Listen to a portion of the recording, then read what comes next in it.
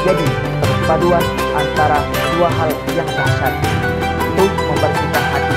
Yang pertama adalah puasa, yang kedua Bismillahirrahmanirrahim. Assalamualaikum warahmatullahi wabarakatuh. Alhamdulillahirrabbilalamin. Wassalatu wassalamu ala asrafil anbiya wal mursalin wa ala alihi wa sahbihi wa man tabi'ahum bi ihsanin ila yaumiddin. Amma ba'du. Sahabat cahaya Rancamaya yang dimuliakan oleh Allah Subhanahu wa taala. Kadang kita semangat untuk beribadah dan kadang kita merasa malas untuk menjalankan ibadah. Kenapa itu bisa terjadi? Jawaban yang paling mudah, karena itu takdir dari Allah Azza wa Jalla. Allah menakdirkan hari ini kita semangat, besok kita malas. Namun tentunya segala sesuatu ada sebabnya. Salah satu sebab terbesar yang menyebabkan orang malas atau semangat beribadah adalah kondisi hati. Ketika hatinya sedang sehat, hatinya sedang bersih, biasanya dia akan semangat beribadah. Sebaliknya, ketika hatinya kotor dan dipenuhi dengan penyakit, maka saat itu dia akan malas untuk beribadah kepada Allah Azza wa Jalla. Apakah hatinya terlanjur kotor, yang terlanjur sakit, bisa diobati? Jawabannya bisa. Tentunya dengan izin Allah Azza wa Jalla, dan salah satu faktor yang bisa membersihkan hati dari kerak-kerak kotoran itu adalah Al-Quran. Sehingga di dalam surat Al-Isra ayat 82 Allah berfirman, "Wa nunazzilu minal Qur'ani ma huwa syifaa'un wa rahmatul lil mu'minin." Dan kami turunkan Al-Quran, salah satunya adalah untuk syifa, yaitu penawar atau penyembuh atau obat dari penyakit-penyakit yang ada di dalam hati. Semakin sering kita membaca Al-Quran, semakin banyak kita membaca Al-Quran, maka akan semakin sehat hati kita. Namun sebaliknya, semakin jarang kita menyentuh Al-Quran, semakin jarang kita membaca Al-Quran, maka kerak-kerak dalam hati kita akan semakin menumpuk dan semakin susah untuk dihilangkan. Kata Syekh Al-Utsaimin hafizahullah, di bulan Ramadan ini terjadi perpaduan antara dua hal yang dahsyat, yaitu membersihkan hati. Yang pertama adalah puasa, yang kedua adalah Al-Quran. Perpaduan antara puasa dengan Al-Quran, kata beliau, diibaratkan perpaduan antara air dan sabun. Membersihkan sesuatu hanya dengan air kurang bersih. Membersihkan sesuatu hanya dengan sabun juga kurang bersih. Tapi ketika sabun dipadukan dengan air, maka akan sangat bersih. Maka di bulan Ramadan ini memadukan antara puasa dengan Al-Quran, efeknya dahsyat untuk membersihkan hati kita. Sehingga wajar ketika Allah berfirman, di bulan Ramadan ini diturunkan Al-Quran di surat Al-Baqarah.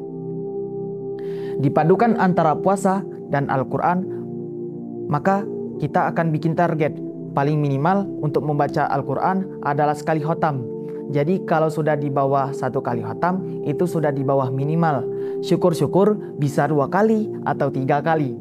Sejatinya, kata sebagian ulama, ketika kita masuk bulan Rajab dan Sya'ban, seharusnya kita sudah mulai meningkatkan porsi bacaan Al-Quran kita.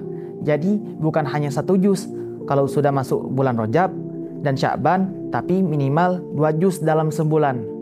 Nanti ketika masuk bulan Ramadan, menjadi 3 kali atau 4 kali khotam. Imam Syafi'i saja 60 kali khotam. Ini bukan dongeng. Di negeri antah berantah, itu mustahil buat orang yang tidak punya semangat, yang tidak mendapatkan taufik dari Allah Subhanahu wa taala. Mereka mengira itu tidak mungkin, padahal itu sangat mungkin. Memasang target dan strategi. Ya mungkin tidak sampai ke situ ya. Masya Allah, sekarang minimal sekali, tergantung dengan inginnya berapa, bagaimana. Apakah 1 juz itu mau dibagi waktunya dalam sehari atau mau dibaca sekali selesai, tidak ada masalah. Kalau itu masalah teknis yang fleksibel.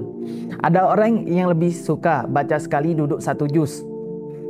Ini mungkin setengah jam, bahkan bagi yang sudah lancar tidak sampai setengah jam, paling enggak 20 menit.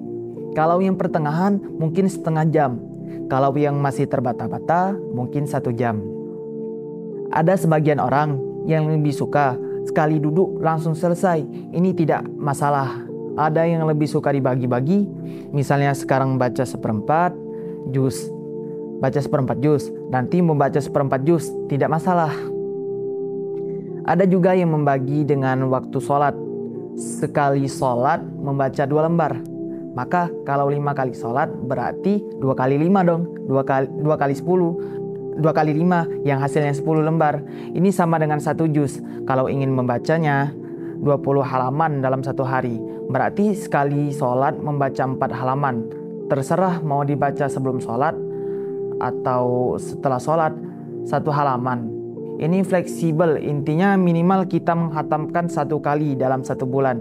Itu minimal ya, syukur-syukur bisa tambah. Tinggal ditingkatkan porsinya.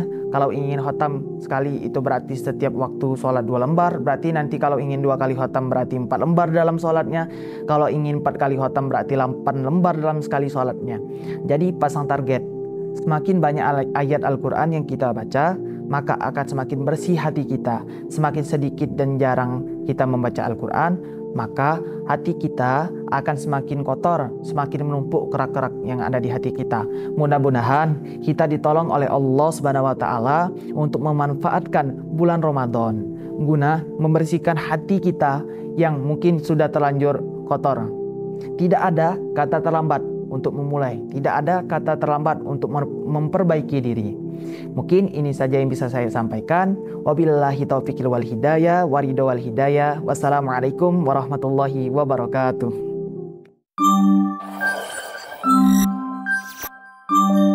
Come and join us.